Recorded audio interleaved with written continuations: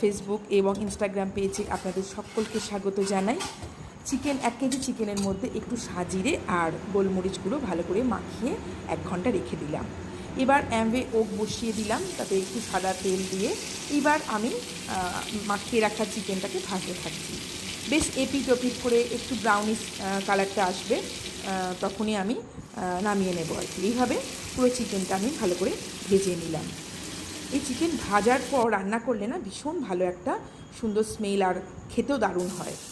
এরপর আমার একটু টমেটো কুচি, রসুন, আদা, সমস্ত রকম পেঁয়াজ, কাঁচা লঙ্কা একটু ওই তেলেতেই একটু নেড়ে নিচ্ছি, নিয়ে একটা স্মুথ পেস্ট বানাবো, ঠান্ডা করে নেব অবশ্যই। তো এই মশলাটাও যদি ভেজে করা যায় একটু নেড়ে নিয়ে, তাহলেও কিন্তু মাংস সাধারণ কষা মাংস করলে দারুণ স্বাদ হয়। তার সাথে ধনেপাতা আর চালমগজ আর কাজু বাদামও নিয়ে